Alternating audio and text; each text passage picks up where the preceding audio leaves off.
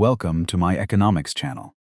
This video may feel long, but if you stay until the end, you may begin to understand the true nature of economic miracles and why they always collapse. Chapter 1. Post-War Ruins and the Rebirth of Japan. In August 1945, the city of Tokyo lay in absolute ruins.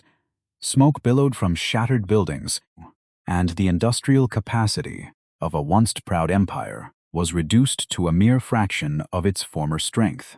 Citizens wandered through the ash, consumed by a profound sense of despair and uncertainty. The psychological weight of defeat was heavier than the physical destruction surrounding them. At that precarious moment, nobody could have predicted the astonishing resurrection that was about to unfold. The United States assumed control, driven by the geopolitical fear that a devastated nation might succumb to communist ideology. This fear transformed former enemies into strategic partners, initiating an unprecedented wave of institutional reforms. Land, labor, and education systems were completely restructured almost overnight. The true catalyst for recovery arrived from an unexpected external conflict. The outbreak of the Korean War created a massive, immediate demand for industrial supplies. American military procurement flooded the struggling island nation with capital and contracts.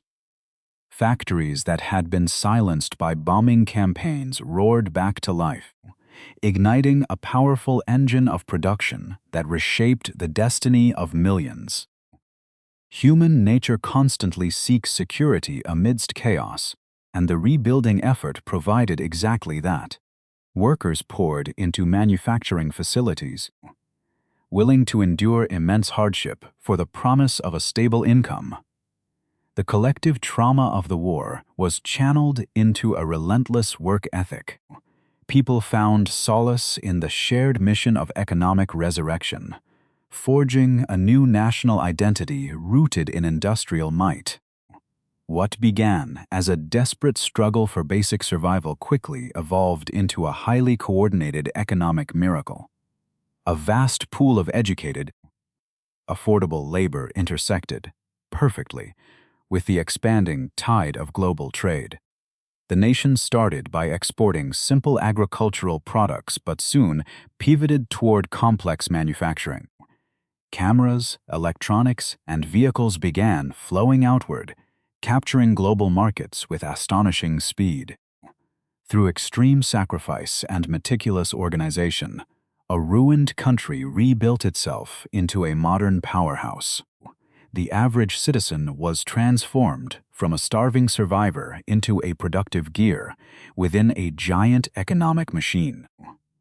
This era established the foundational logic that would govern the coming decades, proving that strategic necessity and human desperation can forge miracles out of absolute ash. Resilience born from devastation often plants the hidden seeds of future fragility. Chapter 2. The Economic Miracle and the Illusion of Infinite Growth. By the 1960s, the rebuilding phase had seamlessly transitioned into an era of unprecedented acceleration. The gross domestic product maintained a staggering annual growth rate exceeding 9%. From 1955 to 1973, the nation experienced a continuous surge that left Western observers completely astounded. Global economists began to study this unrelenting trajectory with a mixture of awe and deep suspicion. The metamorphosis was most visible in the daily lives of ordinary citizens. Wages increased steadily, allowing families to purchase consumer goods that were once considered unimaginable luxuries. Televisions, refrigerators, and automobiles transformed the domestic landscape, creating a powerful illusion of perpetual upward mobility. The promise of the era was simple but profound.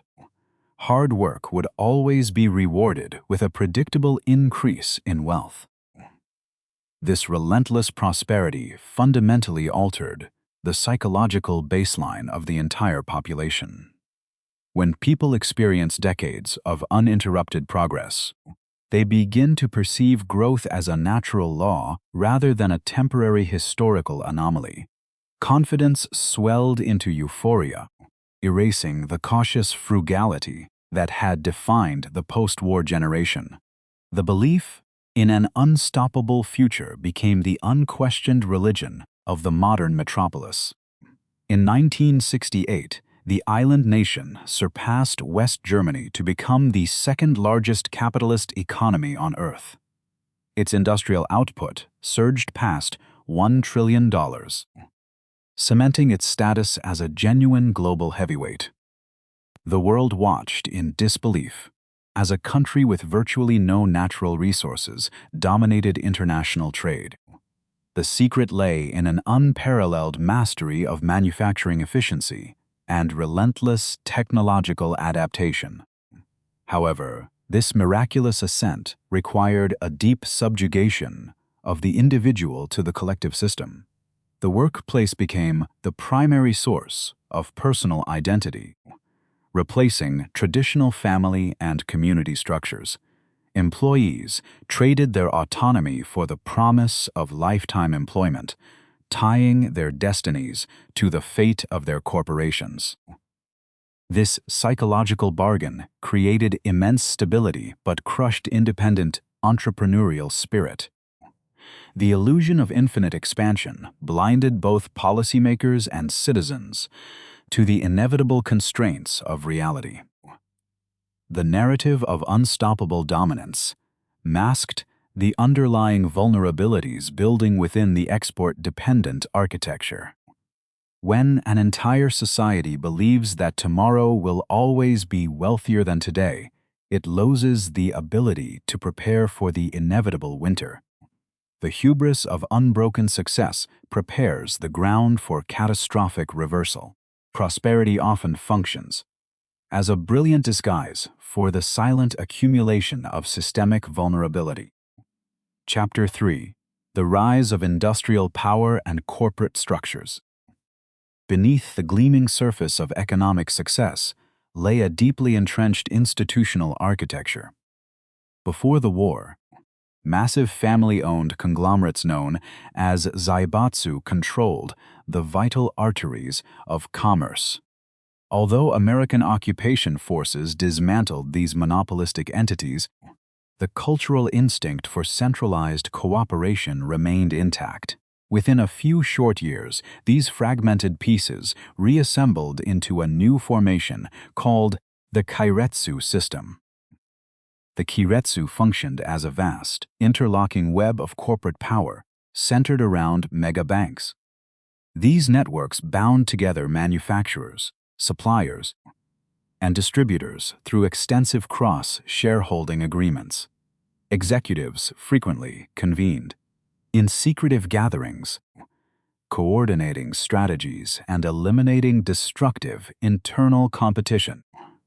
This cohesive ecosystem allowed major companies to secure infinite streams of low-cost capital directly from their affiliated financial institutions. When the global energy crisis struck in the 1970s, this integrated structure proved extraordinarily resilient. While Western nations plunged into chaotic periods of stagflation, the coordinated Japanese system executed a swift strategic pivot. Factories transitioned from energy-intensive heavy industry to high-tech, efficiency-driven production. The famous lean manufacturing process was perfected, drastically reducing waste while maximizing output quality. This institutional solidarity provided an enormous competitive advantage on the international stage. Corporations did not have to worry about short-term shareholder pressure or hostile takeovers. They could invest heavily in long-term research and development, knowing their affiliated banks would support them through temporary downturns. This patient approach resulted in world-class semiconductors, reliable automobiles, and groundbreaking consumer electronics. Yet this formidable strength harbored a dark psychological reality for the workforce, trapped inside it.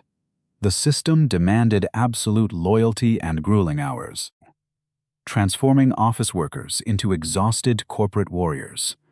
Dissent was quietly suppressed, and the pressure to conform dictated every aspect of professional and social life. The individual was reduced to a disposable component within a giant, profit-generating machine. The Keiretsu also forged a dangerous alliance between corporate power and government policy. Bureaucrats exercised immense influence through informal guidance, directing bank loans toward favored industries without democratic oversight. This lack of transparency created a fragile echo chamber where inefficiency could hide behind cross-owned shares. When success becomes institutionalized, accountability vanishes, leaving the entire edifice vulnerable to internal rot. The iron fortress of corporate loyalty eventually becomes a prison when the tides of innovation shift. Chapter 4: Trade Conflict and the Plaza Accord Shock. By the early 1980s, the export engine reached a tipping point that destabilized global equilibrium. High-quality, fuel-efficient automobiles and cutting-edge electronics flooded the American market, decimating domestic competitors. Industrial heartland cities in the United States witnessed factory closures and surging unemployment rates. A deep resentment brewed among American workers and politicians, framing the import wave as a direct economic invasion. The global financial climate further aggravated this volatile situation. The United States struggled with rampant inflation, forcing its central bank to raise interest rates above 20%. While this brutal move crushed inflation, it triggered a massive appreciation of the dollar. The strong dollar made American goods prohibitively expensive abroad, while making imported Asian goods irresistibly cheap, supercharging the trade deficit. Faced with mounting domestic anger, American leaders decided to force a dramatic geopolitical intervention. In September 1985, finance ministers from 5 major Western powers gathered at the Plaza Hotel in New York. Behind closed doors, they negotiated a coordinated agreement to artificially depreciate the dollar against the yen and the mark. The Plaza Accord was designed to save American industry from complete annihilation. The psychological impact on the Japanese leadership was complex and deeply contradictory. On one hand, they resented the intense coercion from their primary military protector and largest trading partner. On the other hand, a surging currency validated their desire to be recognized as a supreme global power. They accepted the terms out of strategic necessity, underestimating the terrifying chain reaction it would unleash. The currency market reacted with violent speed following the historic announcement. Within a single year, the value of the yen nearly doubled against the dollar. This explosive appreciation acted like a brutal tax on every exported commodity, threatening the very foundation of the miracle economy. Corporate profits plunged instantly as international buyers balked at the suddenly exorbitant prices of imported goods. Panic gripped the corridors of power as the beloved export machine stuttered and stalled. Policymakers realized that the era of relying solely on foreign consumers had met an abrupt and painful end. Desperate to prevent a severe recession, the central bank prepared to implement aggressive countermeasures. The stage was set for a fateful pivot toward domestic stimulation that would change history forever. When external tides turn violent, desperate internal remedies often breed unimaginable monsters. Chapter 5: Monetary Expansion and the Birth of the Bubble Economy. Terrified by the deflationary shock of the appreciating currency, the central bank launched a massive intervention. Between 1986 and 1987, policymakers slashed the benchmark interest rate by half, driving it down to a historic low of 2.5%. This aggressive easing was designed to protect struggling exporters by reducing borrowing costs and stimulating domestic consumption immediately. Because official inflation metrics remained deceptively stable, the central bank believed its strategy was flawless. They maintained these ultra-low rates far longer than necessary, ignoring the quiet tremors building beneath the surface. A tsunami of cheap credit flooded the financial system, desperately searching for profitable destinations. With export channels constricted, this ocean of liquidity bypassed productive investments and flowed directly into speculative assets. The psychological climate quickly morphed from post-crisis relief into pure, unadulterated euphoria. Corporations realized that financial engineering was infinitely more lucrative than manufacturing actual products. Companies began issuing bonds at near zero interest rates, using the proceeds to aggressively speculate in the stock market. The traditional virtues of frugality and hard work were replaced by a feverish obsession with capital gains. Real estate became the epicenter of this unprecedented financial mania. Banks recklessly pushed mortgages onto individuals and businesses, accepting increasingly inflated land valuations as collateral. The price of commercial property in major cities tripled within a few short years. At the peak of the madness, the ground beneath the imperial palace was theoretically valued higher than all the real estate in California. Ordinary citizens were swept up in the infectious delusion of endless wealth creation. Salarymen took on crushing levels of debt to purchase tiny apartments at exorbitant prices.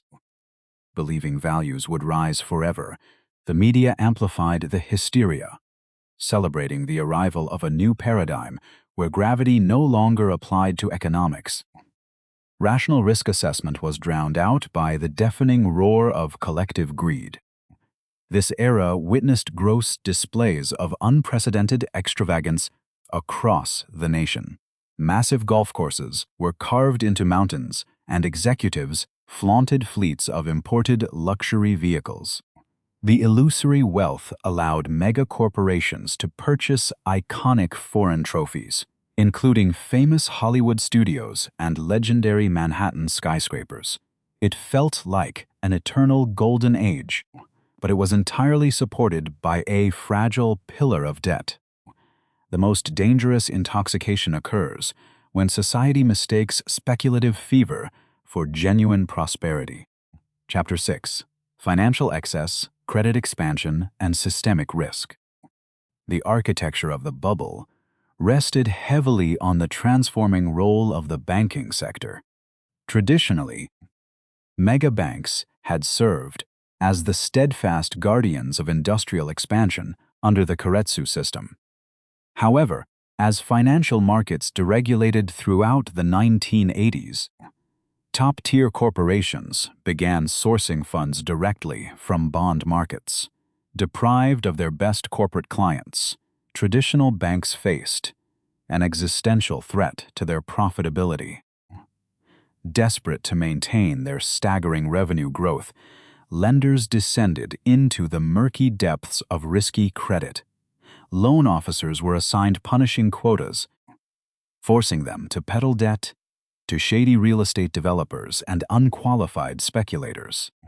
Credit standards disintegrated completely as financial institutions accepted severely overvalued land as universal collateral. If a borrower defaulted, the bank assumed the perpetually rising property value would cover the loss. This reckless lending created a vicious, self-fulfilling feedback loop of unprecedented proportions. Fresh credit allowed buyers to bid up asset prices even higher, which in turn increased the value of existing collateral. Higher collateral values allowed banks to issue even larger loans to fuel more buying. The entire economy transformed into a giant casino operating on margins that defied all mathematical logic. Systemic risk was further amplified by bizarre accounting regulations that encouraged delusion. Financial institutions were permitted to count unrealized gains from their massive stock portfolios as core capital. As equity markets soared, bank balance sheets appeared impregnable, enabling them to justify even more aggressive lending campaigns. The cross-shareholding network meant that companies were artificially inflating each other's worth through reciprocal ownership. Beneath the champagne-soaked celebrations, the fabric of social equity was tearing apart. The frenzy created an extreme wealth divide between those who owned inflating assets and those who did not. Young families found basic home ownership completely out of reach unless they committed to multi-generational mortgages spanning 100 years. The very foundation of a cohesive, hard-working society was being replaced by a speculative aristocracy. Voices of reason were systematically ignored or silenced by the overwhelming tide of optimism. A few astute economists and bureaucrats warned that the disconnect between fundamental valuations and market prices was reaching fatal levels. Yet, politicians feared that tapping the brakes would anger voters who had grown addicted to the illusion of infinite riches. The momentum of human greed paralyzed the regulatory apparatus entirely. A society that finances its present by mortgaging its future ultimately forfeits both. Chapter 7. The Collapse, Asset Deflation, and Banking Crisis. By the end of 1989, the glaring absurdity of the market reached a critical threshold. A new, pragmatic leadership assumed control of the central bank, determined to pierce the monstrous bubble before it destroyed the nation. Recognizing the imminent danger of runaway asset inflation, policymakers executed a series of aggressive rate hikes. Within 12 months, the benchmark interest rate doubled to an unforgiving 6%. This sudden contraction of liquidity functioned like a brutal needle popping a tremendous balloon. The stock market reacted with terrifying speed, plunging dramatically in the early months of 1990. Within 2 years, the major index surrendered more than 60% of its peak value, vaporizing trillions of dollars in paper wealth. The illusion of invincibility shattered instantly as panic swept through the trading floors.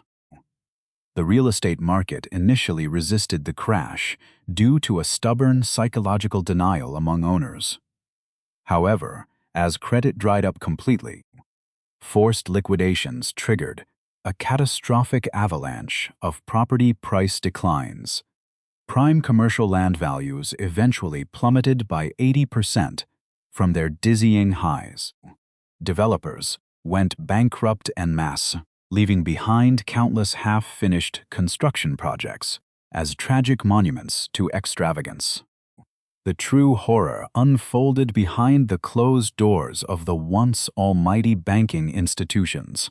The mountains of loans tied to inflated real estate instantly transformed into toxic, unrecoverable garbage. Because cross-shareholding accounting tied capital to stock prices, the plunging equity market destroyed bank solvency simultaneously. The financial engine that had powered decades of miraculous growth suddenly ground to a devastating halt. Instead of purging the rot, the government and elite bureaucrats chose a path of disastrous denial. Fearful of public panic, Authorities permitted lenders to conceal their massive losses through complex accounting fiction. Banks continued to extend lifeline loans to insolvent corporations simply to prevent them from officially defaulting. These walking dead entities, known as zombie companies, trapped vital resources that should have gone to innovative startups. The ultimate reckoning arrived in 1997, when the facade completely disintegrated.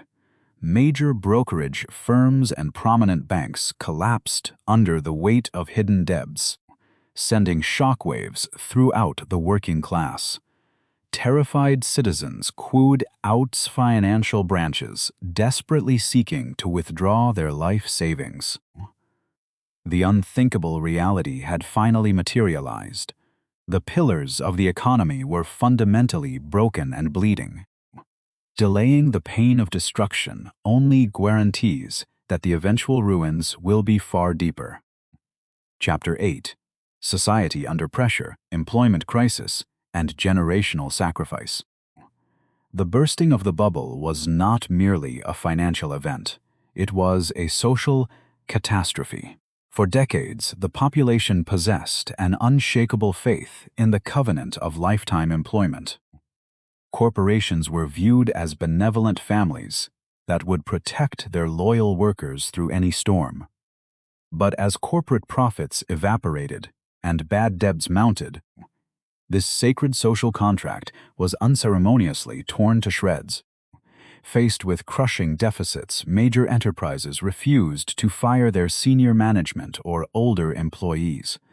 Instead, they protected the existing ranks by freezing all new hiring initiatives across the board.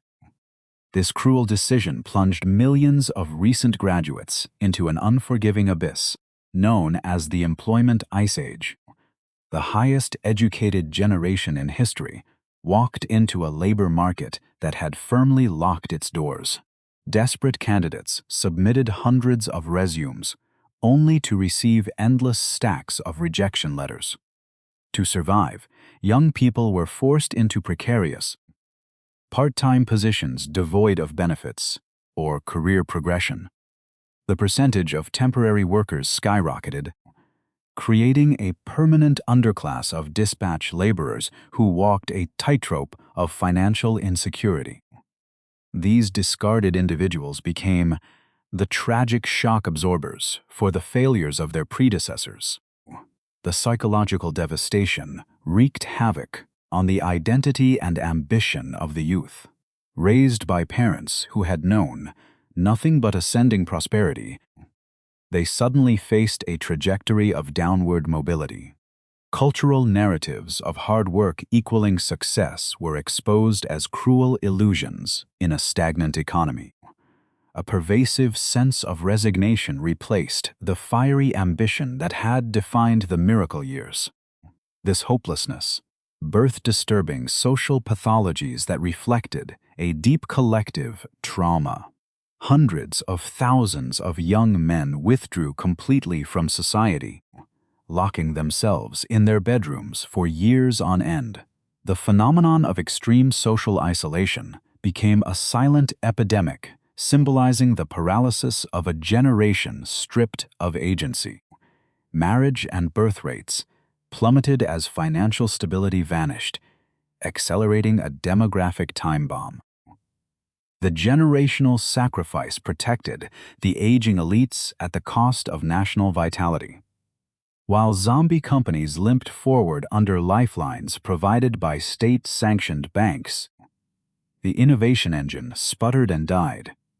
Brilliant engineering graduates found themselves serving coffee at convenience stores instead of designing the future. An entire generation was quietly consumed by the cold mathematics of corporate survival. When a society sacrifices its youth to protect its past, it surrenders the key to its own future. Chapter 9: The Lost Decades, Structural Stagnation and Policy Failure. As the despair deepened, the government responded with a barrage of desperate, unprecedented countermeasures. In a frantic bid to stimulate demand, politicians approved trillions of yen for massive public works projects. Thousands of bridges, tunnels, and regional airports were constructed in remote areas with dwindling populations. These concrete monuments generated temporary construction jobs but failed miserably to reignite sustainable, private sector economic growth. The endless flow of fiscal stimulus required the government to issue staggering volumes of sovereign debt. What was once a fiscally prudent nation transformed into the most heavily indebted advanced economy on Earth. The debt-to-gross domestic product ratio blasted past 200%, hanging like a dark cloud over future generations. The Treasury essentially mortgaged the horizon just to maintain a bare minimum level of daily functioning. When fiscal policy sputtered, the central bank pushed the boundaries of orthodox monetary theory to absolute extremes. Policymakers dropped interest rates down to absolute zero, obliterating the cost of borrowing completely. When even free money failed to inspire lethargic consumers and traumatized corporations, the bank implemented quantitative easing. They activated the printing presses, purchasing vast quantities of government bonds to force liquidity into a frozen system. Despite these drastic interventions, the economy plunged into the terrifying grip of deflation. Consumers and businesses discovered that cash retained its value better than assets or goods in a falling price environment. A chilling psychology of delay took hold. Why purchase a vehicle or equipment today when it will be cheaper next year?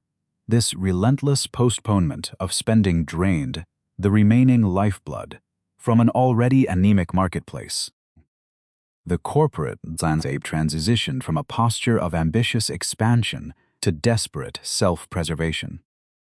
Scarred by the horrors of the crash, executives focused exclusively on paying down debt and hoarding cash reserves. Even when interest rates remained at zero, companies refused to invest in research or pay meaningful wage increases. The global technological revolution marched forward, but the stagnant giants utterly missed the rise of the Internet era. Periodic attempts at structural reform consistently encountered immense political resistance from entrenched vested interests. Bureaucrats clung desperately to outdated regulatory frameworks that protected inefficient domestic monopolies from fierce international competition. The nation became a paradox of extreme wealth coupled with paralyzing inertia, functioning as a wealthy retirement home rather than a dynamic engine. Decades slipped away in a twilight zone of zero growth and quiet decay. True stagnation is not simply the absence of money, but the complete evaporation of economic imagination. Chapter 10: The Final Frontier, Aging Demographics and the Future of Growth. As the long deflationary winter dragged on, the deepest structural crisis finally emerged from the shadows. The most formidable adversary was no longer a banking collapse or global trade friction, but the inexorable force of demographics.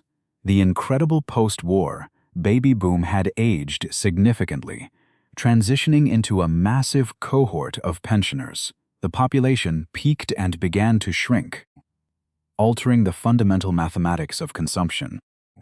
An aging society represents the ultimate threat to the capitalist imperative of infinite expansion.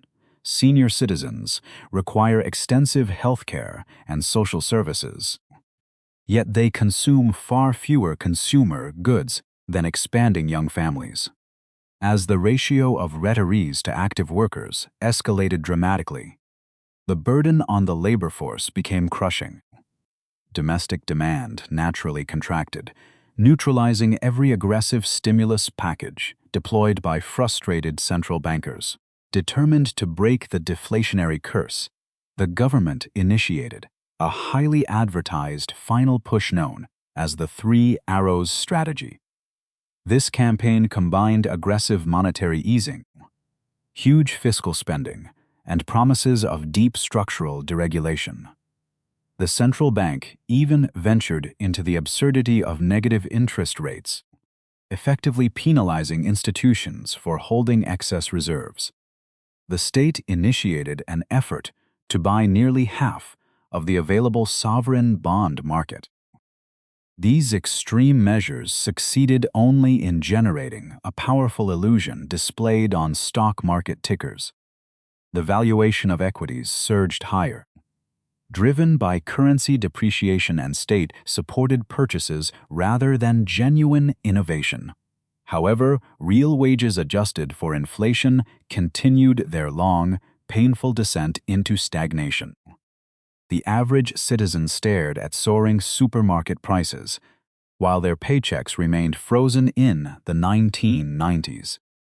The global landscape shifted violently, punishing the fragile dependency built during the stagnation years. Supply chain disruptions and energy shocks sparked brutal waves of imported inflation, squeezing a population accustomed to flat prices. The central bank stood trapped in a terrifying dilemma. Raising rates to protect the currency would annihilate the heavily indebted government, while freezing rates invited currency collapse. The master manipulators of money finally exhausted their miracles. This long history is not merely a tale of a distant island, but a prophetic mirror for the modern world. The path from industrial triumphs to speculative bubbles, followed by debt addiction and demographic decay, looms before every advanced economy.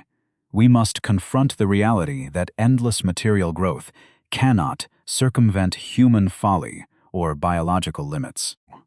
The illusion of control continually shatters against the unforgiving laws of natural and economic cycles.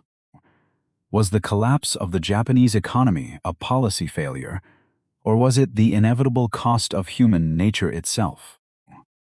Welcome to the end of the journey. If this deep dive resonated with you, please consider liking and subscribing to the channel for more immersive explorations of our global economy.